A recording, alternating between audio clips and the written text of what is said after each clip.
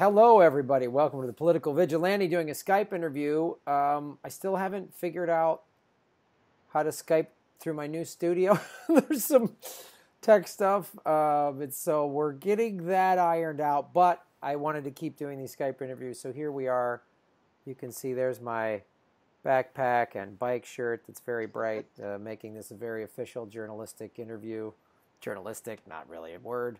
Kind of, sort of feel like I'm making up words. You can kind of see the studio behind me. There it is in all of its big screen glory. I am here with the natural progressive. Chris, how are you doing? I'm good. Hot, but good. Yes. Seems to be hot almost everywhere. But climate change is a liberal myth. So yeah, that's another story. 100 degrees in North Dakota yesterday. Yeah. North Dakota. I read an article that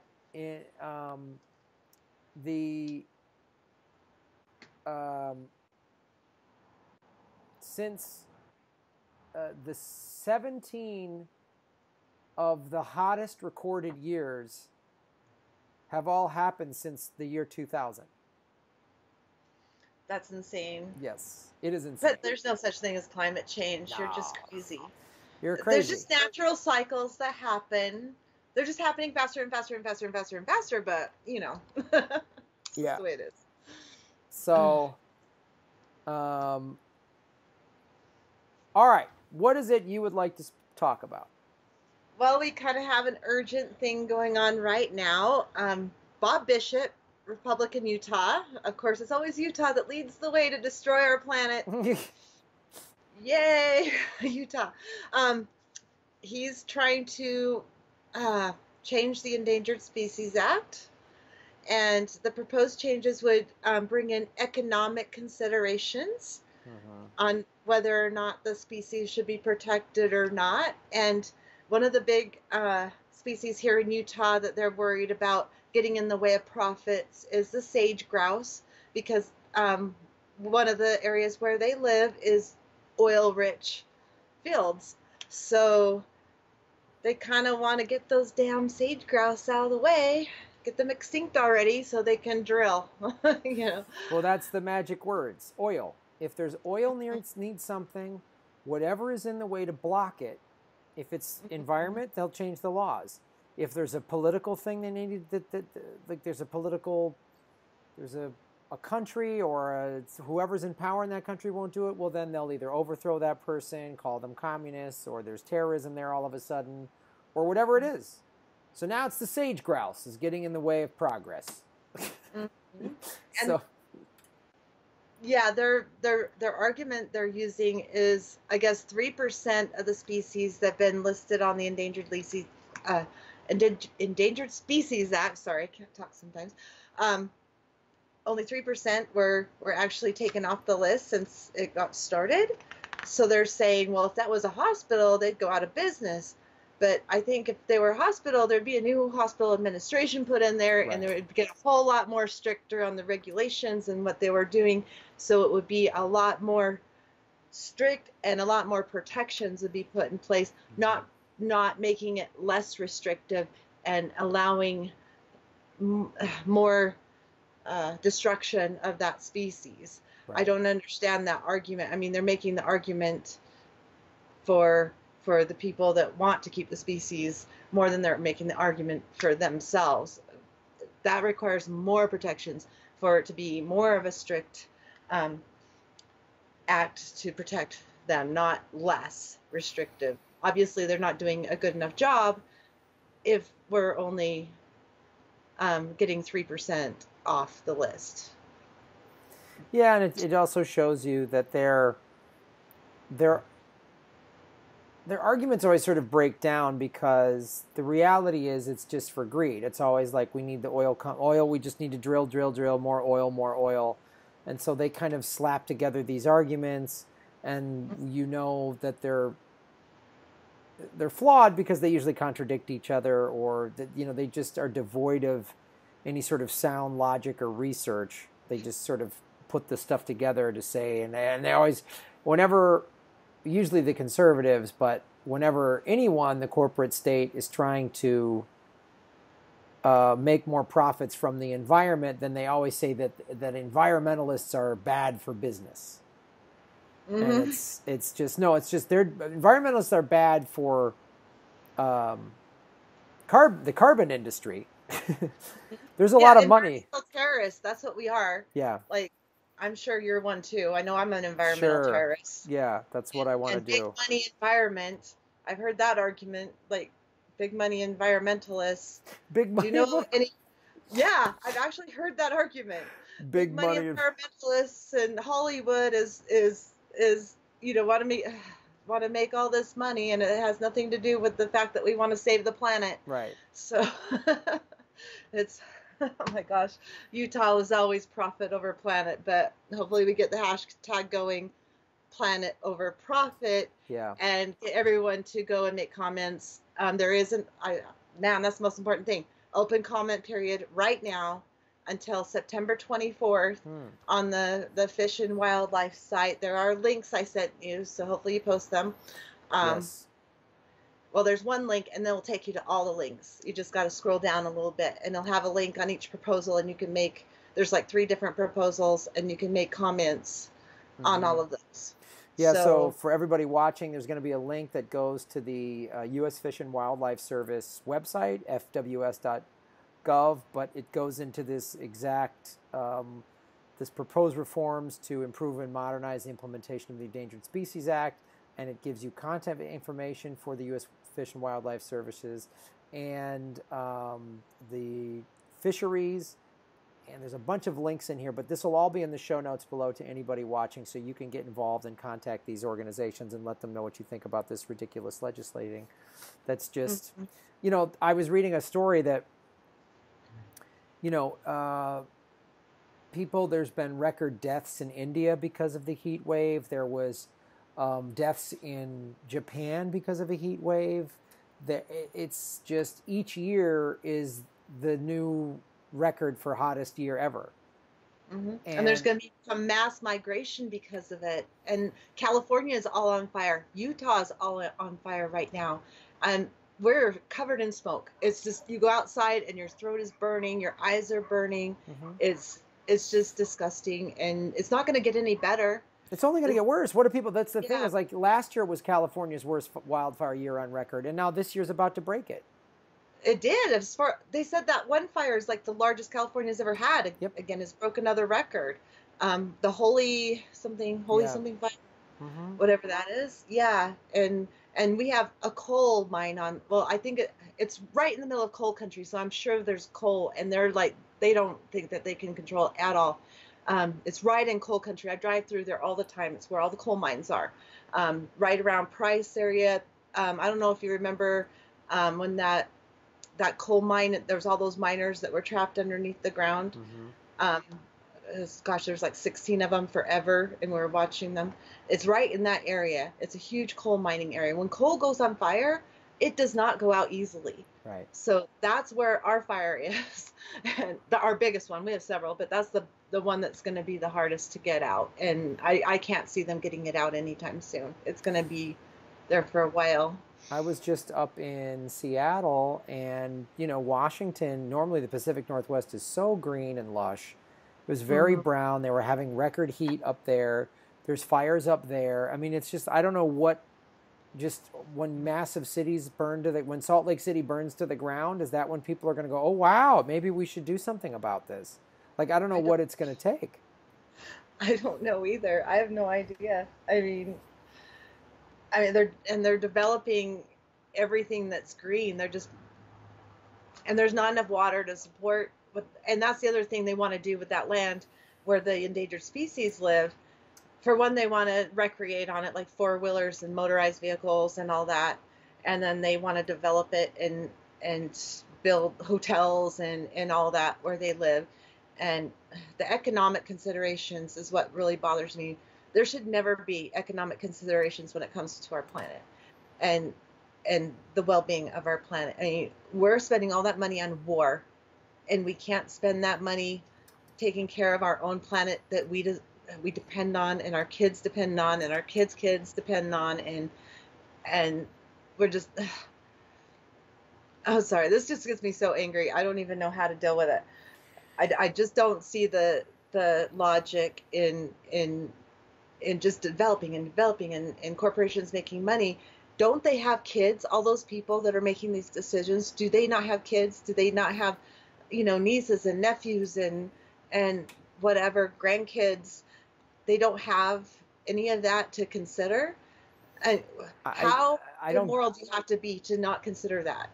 I don't. It's a great question. I don't understand it, especially too when we know that there is if all they care about is profit, there's plenty of money to be made in green technology.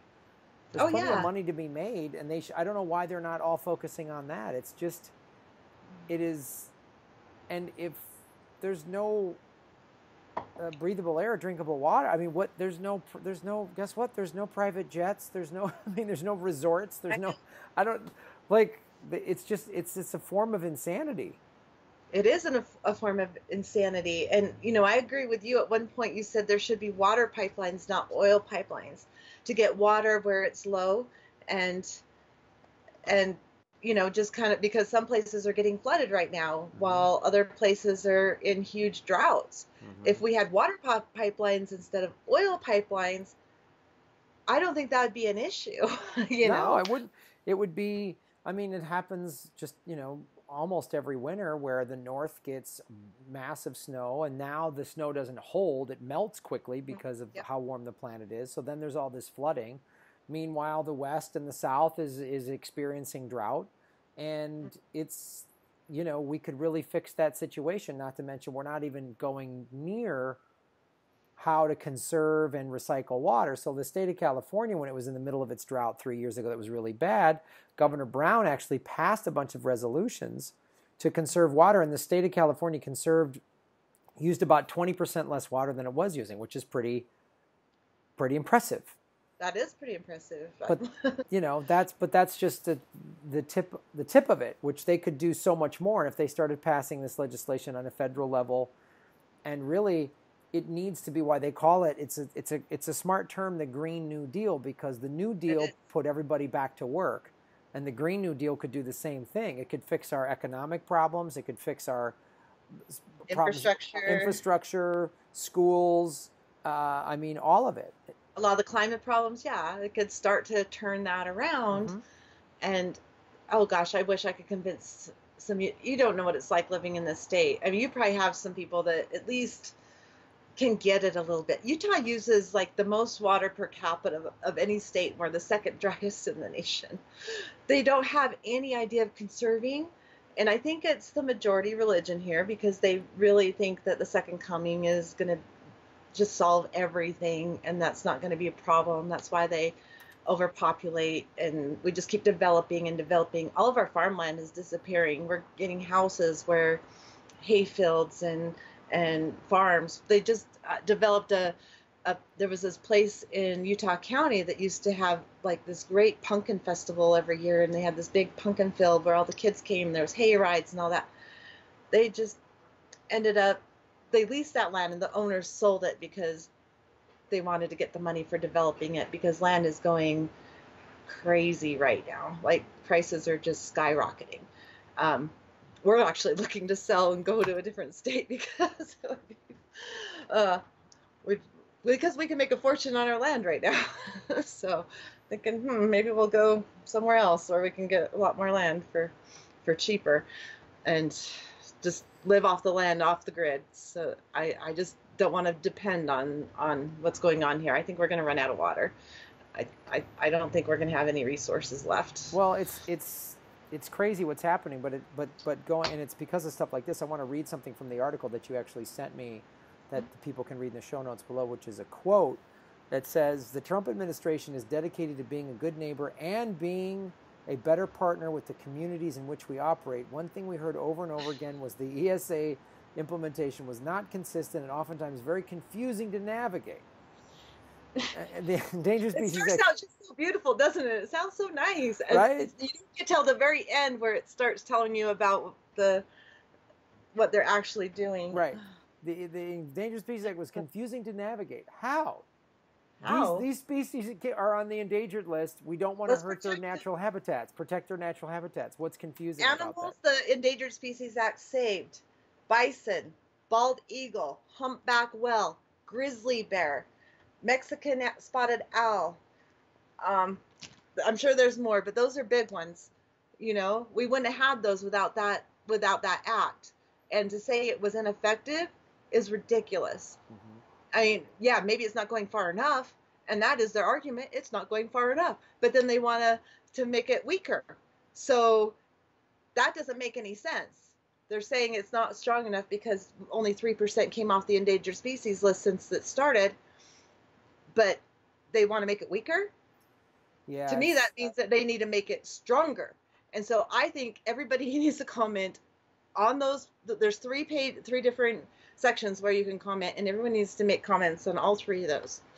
Yeah, I highly recommend anybody watching this, go to the link below in the show notes and comment on all of these things and give your valuable input, because this is something that we can get behind. This is an action we can take. And this is the thing I like doing on this show, is getting everybody involved. You're bringing me this information, which I didn't know, and then I can disseminate it out to everybody watching, and everybody out there watching. You don't have to live in Utah. This is a... It involves everybody. Yep. Every species, every state probably has an endangered species in it. There's that many, Mm-hmm. or a threatened. And I guess the first thing they're going to do is kick the threatened species off, and then I don't know. You have to read the details. It's kind of complicated language that they use, but it sounds like the first thing they're going to do is kick off the threatened species, not just, not the endangered right away, but then you have to keep proving that the endangered species need to be there or something. And then there has to weigh in an economic benefit, whether, is a species worth the economic benefit we could have if we mined, or, oh gosh, this makes me ill. But yeah. Yeah, but it as frustrating as it is, and at least this is a clear action we can take to spread the word on this, and to give comments, and to say no, and to read that they're trying to confuse it. They're trying to make it seem like, oh, well, they want to help it, but they don't. And they want to make it better. Yeah. So read it over to anybody watching this. Read it over specifically, and then make your comments. There's 3 individual links. Read those individual links there's one about plants, and then wildlife, and everything else. Just go into each one of those, but go way down to the bottom, because that's where you're going to find the crap in each of those links. That's where you're going to find the nasty stuff that at first it'll sound like it's all well and good and they're trying to increase protections, but then you go to the bottom and that's the bam. That's when it gets nuts, when they go bam and start sending all this other crazy stuff that they keep trying to so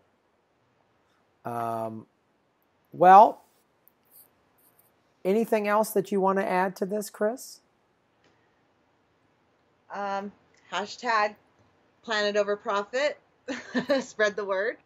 All right, great. Hashtag PlanetOverProfit. So anybody out there watching, there's a lot of ways you can support by spreading this video, spreading this article, getting other people on your social media to get involved and to make these comments and try to fight this new helping legislation that the Trump administration is trying to do. So, Chris, thank you so much for being on the show and supporting it and bringing this to everybody's attention. We really appreciate it. That's why you're the natural progressive. And you are, you have a horse picture and a Buddha behind you, and it's just so fantastic. It's so... Buddhas. My Buddha babies. Yeah, Buddhas and horses. That should be the name of your book, Buddhas and Horses. Dalviquas. That's my religion. Dalviquas. Dalviquas. Ah, that's hilarious. Well, thank you so much for supporting the show, and everybody out there. Please get behind this issue and like and subscribe and all that, because YouTube has been unsubscribing people. So make sure you're subscribed. Even if you've done it before, because we're still at like 9,700. We've been there for like a month or two, which is just ridiculous. It's a flat out. You had to pick up people on the Unity for J thing. You had to. Oh God. I don't understand. I've done. And when you're on the 2x2 or Jimmy Dore. You had to pick up people. That's just ridiculous. Yeah, Sorry. in the last couple of weeks, I've been on the Unity for Julian Assange thing. I've done several Jimmy Dore clips, plus the Jimmy Dore clips from Chicago that came out, and I'm still at I should be at 15,000. You should. I don't know. There's something wrong there. Seriously. So, it's deliberate, but thank you so much, Chris, and thank you everybody for watching.